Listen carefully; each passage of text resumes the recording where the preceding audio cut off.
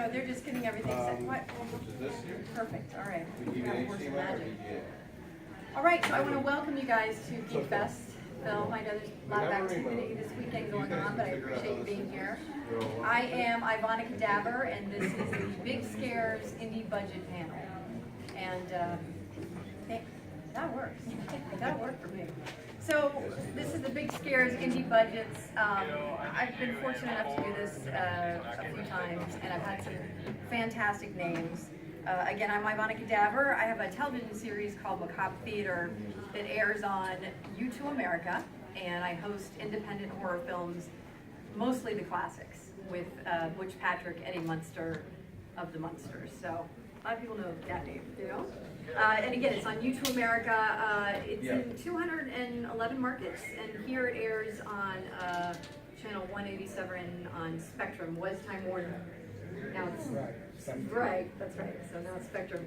I'm really excited today, you guys, because I have three fantastic guests. I respect their work so much, and they're friends. So that makes it so nice to have them here, especially, you know, because they're friends as well. So I'll just introduce them each quickly. My first guest is Michael Kehoe. He is a filmmaker, director, and Michael and I worked together. I represented a short film that he did called Hush, 4-minute, 30-second short film that went on to win 33 awards. Woo! Yeah, it's fantastic, and went on to win 33 awards, and then he went on to make that short into a full feature, which he just created with Malika Todd from the franchise owner of Halloween. So that's pretty big. With Lionsgate, it's even bigger. And my next guest is Jessica Cameron. And Jessica is, she's done Truth or Dare, which has got 34 awards across the world, independent feature, and also Mania, and Scream Queens, which is a digital platform. And we'll be talking to her about, she just released the premiere of Truth or Dare. Amanda Wise is my next guest, and I'm so pleased to have her here. Amanda has she was on Nightmare on Elm Street, and she did Fast Times at Ridgemont High, Murder in the First, a running character on that. I think if it's good, you did it. You know, she's that good. She's an actor that keeps working and keeps making the right choices, but she's just fantastic. So let's give them all a big round of applause.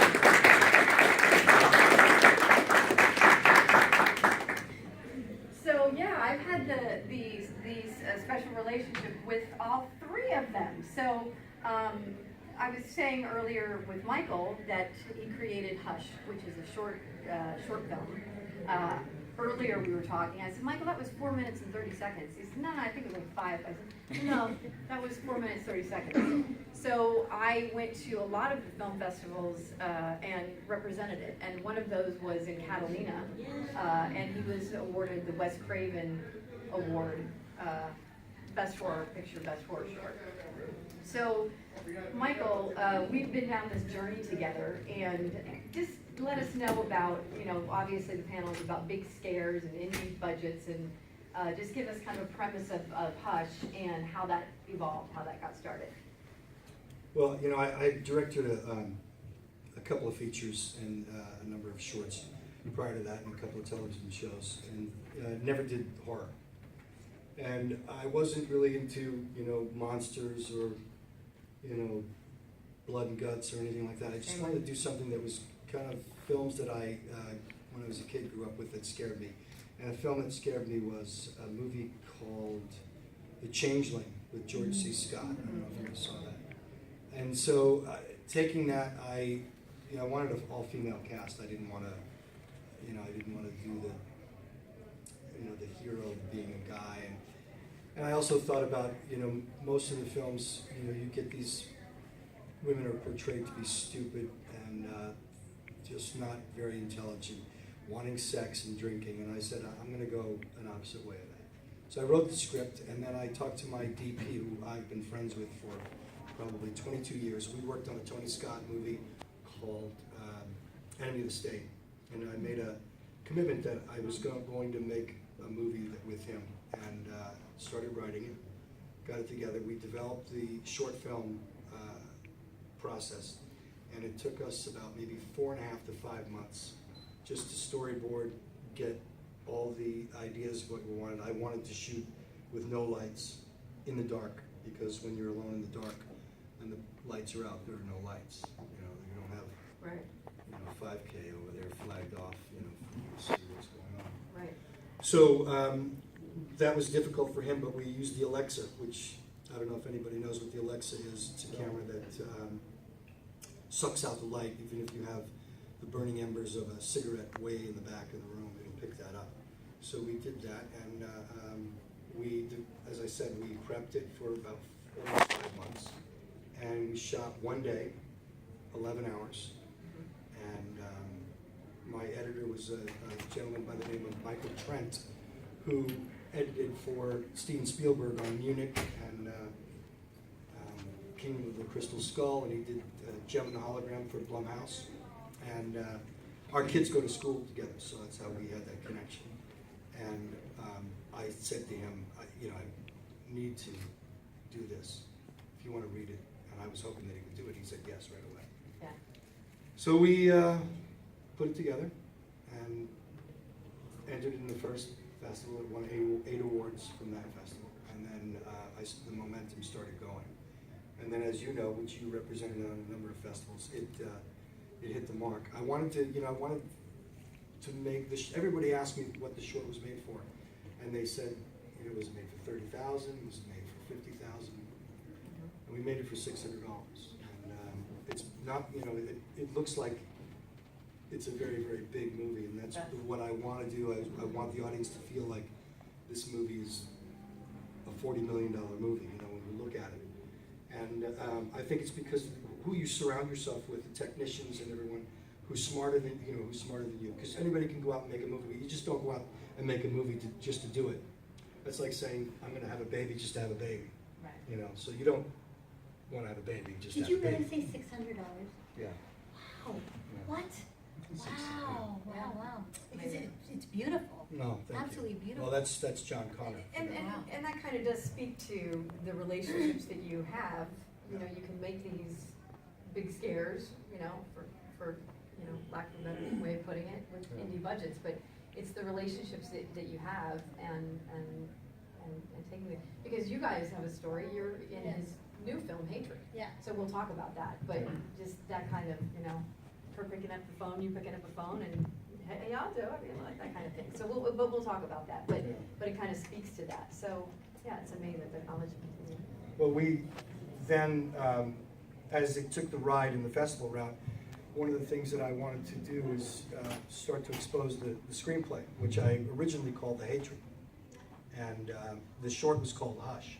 And everybody said, oh, you should do Hush. But then Mike Flanagan did a movie called Hush, which is on Netflix, through Blumhouse. And right away, I didn't want to disrupt the waters for that, so we decided to change the title and go back to the Hatred after we did Hush. And I brought it to Malik Akkad. Actually, prior to bringing it to Malik Akkad, my partner that I made this movie with, we've been friends with, again, having relationships for over 25 years. His name is Tommy Harper. And Tommy and I came up the ranks together working on very big movies, over the years. The J.J. Abrams Star Treks and Mission Impossibles. We pretty much went all over the world. And when I asked Tommy to come with me on this movie to get the short film made, he said he had to go away on a small film because he was producing a small film. And he worked his way up as an AD and a production manager. And he went off to produce a little movie called Star Wars: The Force Awakens. So he went off to do that, and we came back and we put together the feature, brought it to Malik Akkad, who did the movie Halloween and that franchise, and Malik picked it up. I had already brought it over to Blumhouse first, Right. but it kind of like nobody read it. It was over there. They were waiting. Right. And then Malik took it, and then the attention came on, and they said, "This is number one. We got to think about this." But Malik had taken it, and Anchor Bay picked it up to do distribution. So we shot the film. in California, which is really hard to do when you do that. And we had a big crew. We got hit by the union, so we lost 2 days of shooting and $95,000. And we went union, which some of these people that worked on the show are very happy for. Now it benefits, you know. That happened my first day. Of that. Yeah. Yeah, that that's when happened. she was on the film. Yeah, I felt like I brought the locust. But you know, yeah, and during that time when it was was getting made, I write at Starbucks for some reason because I like You control. do, I chaos. know, I Yeah. see all these posts and all Yeah. that, yeah. So I was in Starbucks and there was this woman that was there and her father was a pretty famous comedian. She said we had struck up a conversation. She said, "Oh, you got to meet my friend. She's an actress." Yeah, everybody's got a friend, everybody's got a son or a daughter or something, and I said, oh, okay, all right. And I thought maybe she'd set it up and we'd email each other. And she called and she handed me the phone and said, here's my friend. And I got on the phone, it was this one over here, Amanda. Yeah. And we started talking, and we struck up a friendship. And I think what's important for a filmmaker is to build a relationship with actors. And one of the conversations that Amanda and I had coming up here was, sometimes producers don't know how to speak to an actor because they don't know the language. I went to the American Academy of Dramatic Arts in New York, and I wanted to go there just to learn the language of an actor and to be able to speak to them because it's very different, when people become, in awe of someone who's in the room and you really can't talk to them the way